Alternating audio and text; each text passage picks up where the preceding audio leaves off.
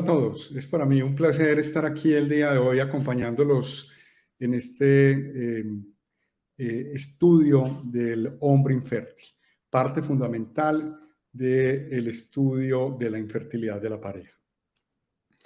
El 15% de la población mundial tiene problemas de fertilidad y la mitad de estas causas son atribuidas al factor masculino. De hecho, entre el 20 y el 30% de los casos es un factor exclusivamente masculino. Lo anterior trae consecuencias y problemas a nivel de la autoestima, dificultades para la concentración mental, hay veces dificultades desde el punto de vista financiero, obviamente problemas con la pareja y lo que no sabemos o lo que mucha gente desconoce es que la fertilidad masculina en algunos casos puede ser uno de los síntomas de algún problema de salud general. Por eso es muy importante realizar una valoración completa y exhaustiva del factor masculino. Sin embargo, en muchas partes del mundo es común encontrar que el factor masculino se pasa por alto. Y dado que tenemos hoy en día terapias de reproducción asistida que pueden bypassear el factor masculino, pues muchas veces se hace caso omiso del estudio de la pareja masculina. Por eso la invitación hoy en día es a siempre enviar y tener presente el factor masculino en el estudio de la pareja infértil. La infertilidad masculina o la infertilidad de la pareja se define como la imposibilidad de concebir un hijo tras 12 meses de coito no protegido. El objetivo del estudio es obviamente tratar de identificar la etiología de este fenómeno. Sin embargo, cabe la pena notar de entrada que hasta en el 30% de las veces no encontramos una etiología de base que nos explique la infertilidad del hombre. Dentro de la etiología necesitamos saber si hay factores reversibles, como por ejemplo el uso de psicotóxicos, cigarrillo, marihuana, cocaína, si tengo un varicocele, si tengo algún problema hormonal que puede corregirse con el uso de cierto tipo de medicamentos. Y si es así, pues obviamente estimular a la pareja a tratar de tener un embarazo de manera espontánea.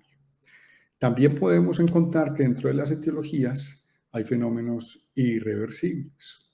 Una obstrucción de los conductos que en algunas oportunidades no pueden ser fáciles de generar una reversibilidad o factores hormonales muy severos, una microdelección del factor Y, cierto tipo de anomalías congénitas. Y lo más importante es identificar en estos casos si el hombre es susceptible de un manejo con una terapia de reproducción asistida o si por el contrario la anomalía es tan severa que la posibilidad de extraer espermatozoides es muy baja o mínima y pues es mejor pensar en una inseminación con semen de donante o incluso en una adopción. Como les mencioné, también es muy importante evaluar la presencia de enfermedades subyacentes, en la cual la infertilidad es uno de los síntomas. Por ejemplo, cáncer, el cáncer de testículo es una de ellas, en la cual la infertilidad pudiera ser una de las primeras manifestaciones.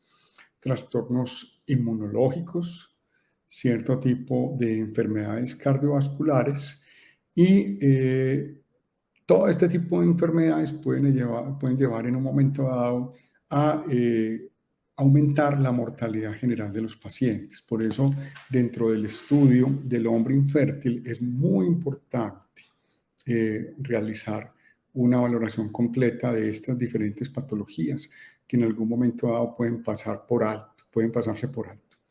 Y también dentro del objetivo del estudio es muy importante la consejería genética. El hecho de que solamente haya un cromosoma X en el hombre hace que muchas de estas enfermedades puedan ser transmisibles y no hay un backup de este cromosoma para disminuir el riesgo de aparición de cierto tipo de enfermedades genéticas.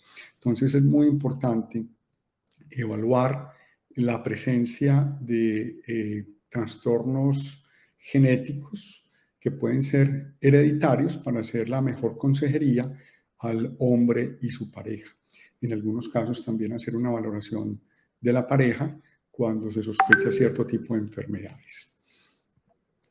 El estudio de la infertilidad masculina se basa en un triángulo. Obviamente la historia clínica es fundamental para nosotros poder identificar cuáles son los diferentes factores de riesgo de este hombre que pudieran estar generando problemas de fertilidad. El examen físico, que es enfocado pues a las características generales y sin lugar a dudas pues a la parte genital. Y por último, como piedra angular, el estudio del semen, el espermograma, porque nos va a permitir evaluar la capacidad de ese hombre de producir espermatozoides, cuáles son las características de esos espermatozoides y qué probabilidades nosotros podemos tener para poder lograr un embarazo de manera espontánea, cuál es su contribución dentro de ese factor de infertilidad de la pareja. Dentro de la historia clínica es muy importante valorar la historia reproductiva. ¿Cuántos intentos previos ha tenido este hombre para lograr un embarazo con la pareja actual o incluso con parejas anteriores? Si este hombre ha recibido tratamientos previos para mejorar su fertilidad, hormonas, antioxidantes, cirugías, etc. ¿Cómo ha sido el uso de anticonceptivos? ¿Por cuánto tiempo lo han utilizado? ¿Cuál es la técnica sexual? Y se han utilizado cierto tipo de lubricantes, dado que muchos de estos lubricantes pueden tener un factor espermicida. ¿Cuál es la frecuencia coital? Hay veces encontramos que la frecuencia coital es demasiado baja o no es la correcta y esto puede influir en la capacidad de fertilidad de la pareja. Si ha habido embarazos previos y obviamente es muy importante hacer una interrogatorio acerca de la valoración femenina, sobre todo para evaluar qué tipo de patologías puede tener la pareja que puedan también generar dificultades en el momento de la concepción. Dentro de la historia médica evaluamos enfermedades sistémicas, lupus, cáncer, enfermedades reumatológicas, diabetes, hipertensión, la presencia de trauma raquimedular. En general, todo este tipo de patologías hay que evaluarlas, dado que pueden influir en la capacidad de fertilidad de este hombre infértil. Dentro de la historia sexual es muy importante evaluar si ha existido problemas de disfunción eréctil, desde hace cuánto viene la disfunción eréctil, cuál es el mecanismo desencadenante, qué tratamientos ha recibido este paciente para su disfunción eréctil. Muy importante evaluar también la presencia de hipogonadismo. El hipogonadismo o hipogonadonismo puede ser primario o secundario y es muy importante tratar de hacer una valoración completa en caso de que haya una historia de este tipo de problemas. La disfunción eyaculatoria obviamente dificulta la recolección de la muestra de semen. Puede presentarse en casos de diabetes, en casos de cirugías retroperitoneales o el uso de cierto tipo de medicamentos como son los alfa bloqueadores que generan una eyaculación retrógrada. También debemos evaluar la presencia de enfermedades de transmisión sexual, dado que pueden generar trastornos a nivel de los túbulos seminíferos, disminución de las células que nos generan espermatozoides y pueden también generar obstrucción de los conductos de drenaje de los espermatozoides hacia el exterior. En nuestro medio, el uso de toxinas que pueden afectar el desarrollo testicular o el funcionamiento testicular es muy importante también evaluar. La presencia o el uso de drogas recreativas como son el alcohol, la frecuencia, la duración.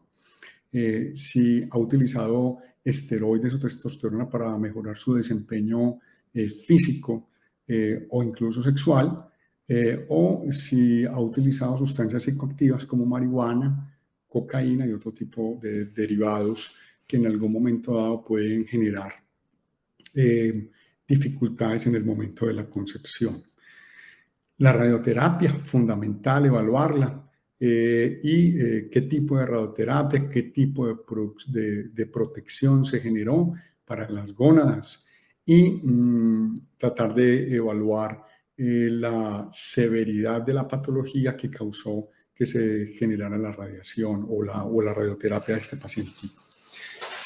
Los pesticidas pueden afectar sin lugar a dudas la capacidad de reproducción y la producción de espermatozoides por parte del testículo. Es muy importante también evaluar la historia quirúrgica, la presencia de una corrección de una hernia inguinal, dado que en algunas oportunidades esa corrección puede generar obstrucción del conducto deferente a dicho nivel.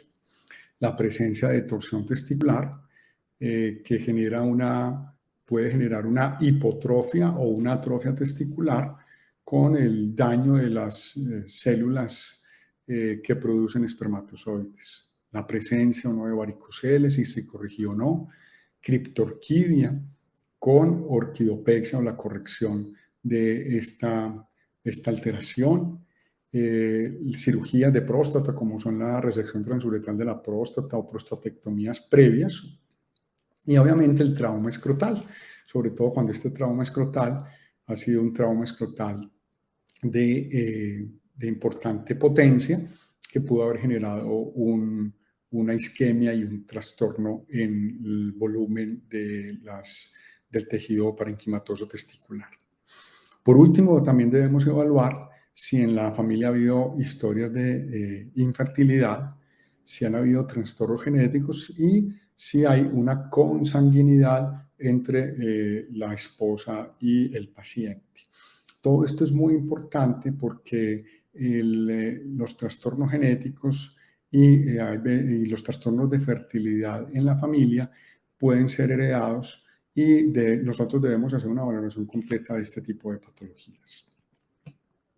En el examen físico evaluamos el hábito general del paciente, el hábito corporal, si es un hombre que tiene características masculinas o más bien características ginecoides, si hay presencia de ginecomastia, cómo está el vello púbico, cómo son las características sexuales secundarias con relación al grosor de la voz, al vello corporal, etc. Posteriormente nos enfocamos a nivel de los órganos genitales, donde es muy importante para nosotros evaluar el pene, la localización del meato, si es en la posición usual, convencional, o si por el contrario tiene fenómenos de hipospadia. ¿Y qué tan severa es esa hipospadia? La presencia de curvatura peniana que puede generar dificultades en el momento de la relación sexual y la presencia también de signos de enfermedades venéreas como son úlceras, verrugas, adenopatía, secreción uretral. En el testículo es muy importante evaluar el tamaño testicular. El volumen testicular promedio normal es de alrededor de 13 centímetros cúbicos. Evaluamos también la consistencia, si es blando o tiene una consistencia usual, y si dentro del testículo se palpan masas. En el epidídimo evaluamos si hay masas o quistes que pudieran generar obstrucción a la salida de los espermatozoides desde este órgano. Evaluamos también si los deferentes están presentes, si hay algún tipo de cicatriz o granuloma en el mismo o una cirugía previa como puede ser una vasectomía o si por el contrario una ausencia unilateral o bilateral de estos conductos. En el cordón espermático evaluamos si hay asimetría o no, evaluamos la presencia de varicocele, que es la dilatación de las venas del plexo pampiniforme, que puede aumentar la temperatura testicular y en estos casos pudiese llevar a generar un trastorno en la espermatogénesis.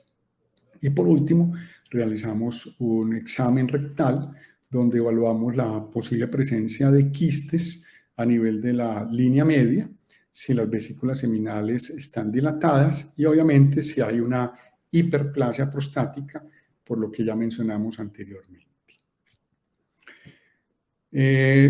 Posteriormente, recomendamos recoger una muestra de semen para que sea leída, ojalá en un centro especializado en fertilidad.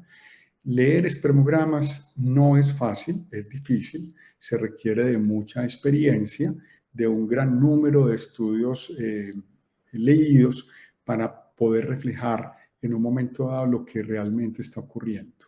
Entonces, es muy importante solicitar estos estudios de espermograma en centros dedicados a fertilidad. Se recomienda al menos tener dos muestras de espermograma, si no es más, para obviamente tener la mayor información, dada la alta variabilidad de los resultados que se presentan incluso en un mismo paciente entre diferentes muestras. La recolección usualmente la recomendamos hacer entre 2 a 5 días. La muestra se puede obtener directamente en la clínica, en centros o en sitios destinados específicamente para la recolección de la muestra y de esta manera pueden ser llevados rápidamente al embriólogo o al andrólogo para que pueda hacer la valoración del mismo. Si el semen va a ser recolectado en la casa, es muy importante indicar al paciente que esta muestra debe llegar antes de 1 hora al laboratorio de andrología y que debe mantener la temperatura corporal, colocarla en contacto con el cuerpo para disminuir la pérdida de temperatura progresiva. Y en caso de que se decida recolectar la muestra en condones, recomendar condones especialmente diseñados para la recolección de esta muestra y llevarla al laboratorio de andrología también antes de 1 hora. Dentro de los parámetros, nosotros nos basamos en los criterios de la Organización Mundial de la Salud, la 5ª edición, que fue sacada a la luz en el año 2010. Hay unos factores físicos que son importantes chequear, como son el volumen, la apariencia, la licuefacción y el pH. En general, el volumen se considera normal por encima de 1.5 mililitros. El pH se considera normal por encima de 7.2. La ausencia o la disminución en el pH puede indicar problemas a nivel de las vesículas seminales. Posteriormente, se evalúa la concentración de espermatozoides que hay en millones por mililitro. Se considera normal cuando hay más de 15 millones por mililitro de espermatozoides. Posteriormente, se evalúa la presencia de movilidad progresiva. Se clasifica en 4 estándares: movilidad rápida o A, movilidad lenta o B, movilidad no progresiva C y espermatozoides inmóviles es la D. La idea es que entre los 2 primeros sumen al menos un 32%. Evaluamos también cuántos de estos espermatozoides están vivos. Lo ideal es tenerla por encima del 58%. ¿Cuál es la forma de los espermatozoides? Que es un parámetro bastante importante y que vemos con bastante frecuencia. Lo ideal es tenerlo mayor o igual al 4%. Y el índice de teratospermia debe ser menor a 1.6. Es muy importante recalcar que el espermograma nos habla de probabilidades estadísticas. Si una persona cumple todos los parámetros que nos indica la Organización Mundial de la Salud, tiene una probabilidad estadística mayor del 95% de lograr un embarazo, siempre y cuando la pareja también sea fértil. Sin embargo, si hay alguno o algunos de los parámetros que no se cumplen, pues obviamente la fertilidad o esa probabilidad de embarazo empieza a disminuir paulatinamente, dependiendo del número y de la severidad de los factores que se encuentren allí. Dentro de los hallazgos que podemos encontrar en el estudio del espermograma, podemos encontrar una disminución en el volumen. Esto puede ser causado por una eyaculación retrógrada o por una obstrucción distal que hace que los espermatozoides no salgan al exterior. Podemos tener una aspermia cuando no salen espermatozoides, cuando no sale semen, o una hipovolemia seminal o hipospermia cuando el volumen está por debajo de 1.5. También podemos tener problemas a nivel de la concentración, la oligospermis, cuando hay menos de 15 millones de espermatozoides por cada mililitro. Y la azospermis, cuando no se encuentran espermatozoides, incluso después de la centrifugación de la muestra. En estos casos hablamos de azospermia.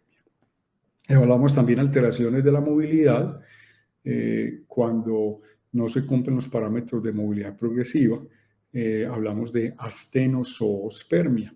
O cuando hay dificultades en obtener formas normales, se llaman teratozoospermia. Es muy común que nos digan que hay 0% de formas. No, eso no quiere decir que todos los espermatozoides sean completamente normales, sino que porcentualmente el número de espermatozoides se acerca a este valor. Y por último, las alteraciones en la vitalidad o necrozoospermia, cuando están por debajo del 58%. También evaluamos alteraciones a nivel de la forma, como se puede ver en la gráfica que está anotada en esta diapositiva. Según esta valoración inicial, que nos lo permite evaluar el examen físico, la historia clínica y el espermograma, nosotros podemos empezar a hacer una aproximación diagnóstica y decidir qué otros estudios podemos ordenarle al paciente para poder seguir el manejo de aquí en adelante. Entonces, es muy importante realizar un estudio hormonal cuando hay una disminución en el número de espermatozoides y sobre todo cuando esta disminución sea menor de 10 millones por mililitro. O cuando en el examen físico se encuentran signos de hipogonadonismo o amitroginecoides. En general se solicitan la FSH, la LH, la testosterona total, la prolactina y la TSH como estudios de entrada, siendo lo más importante la FSH y la testosterona total, porque nos evalúa las dos partes o las dos funciones que tiene el testículo, que es producir testosterona y producir espermatozoides.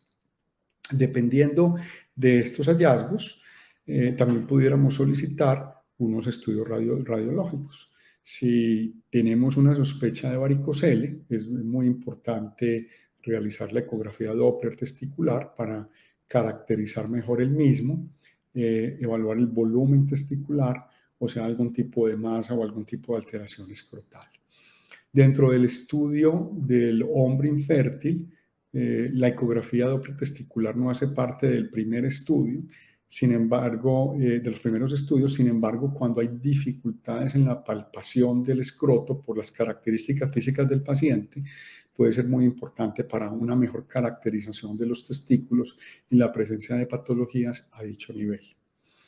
Si en el examen físico encontramos una dilatación de las vesículas seminales o la sospechamos, o hay trastornos en el volumen, pudiéramos solicitar también una ecografía transrectal para evaluar la presencia de vesículas seminales, si estas están atróficas, lo que pudiera estar asociado a una agenesis de los conductos deferentes, o si hay problemas a nivel de quistes o de alteraciones a nivel de los conductos eyaculadores. Cuando hay trastornos o cuando nos palpamos un conducto deferente, se asocia en un número significativo de casos a una agenesia renal unilateral y por eso es muy importante realizar la ecografía de vías urinarias. Y cuando tenemos hiperprolactinemia o estamos sospechando una patología endocrina que es significativa a nivel del estudio hormonal, podemos solicitar una resonancia magnética nuclear de la silla turca de la hipófisis para evaluar la presencia de adenomas a dicho nivel. Cuando el número de espermatozoides está muy por debajo del valor normal, sobre todo cuando es menor de 5 millones, debemos hacer un estudio de cariotipo. Dentro de las alteraciones más comunes encontramos el síndrome de Klinefelter XXY, que pudiera generar trastornos de fertilidad. La microdelección del cromosoma Y hace parte también muy importante cuando el número de espermatozoides, el recuento de espermatozoides está por debajo de 5 millones por mililitro. Y se pueden encontrar alteraciones a nivel de este cromosoma en sitios A y B que hacen que la patología sea irreversible y la posibilidad de encontrar espermatozoides sea nula, por lo que no se recomienda realizar más estudios. O la C, cuando se pueden recuperar cierto tipo de espermatozoides y de esa manera pues hacer que se genere un embarazo.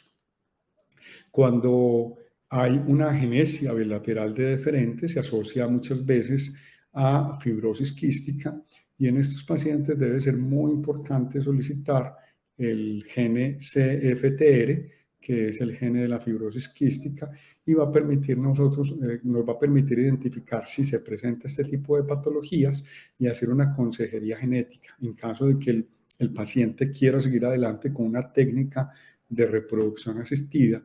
La pareja debe también tener su estudio de fibrosis quística para evaluar la posibilidad de que la descendencia pueda tener este tipo de patologías.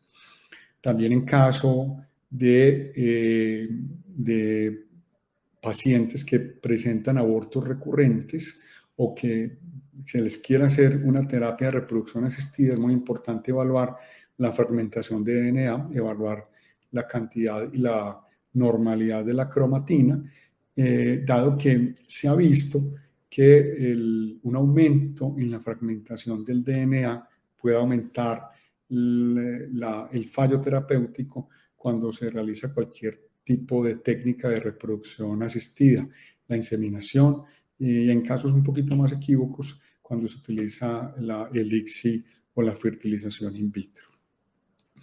Digamos que esto es a grandes rasgos el estudio del hombre infértil. Ya con base en este tipo de alteraciones o lo que se encuentre, ya se determina cuál es el posible diagnóstico y cuál es el mejor tratamiento para estos pacientes, dependiendo de lo que se encuentre.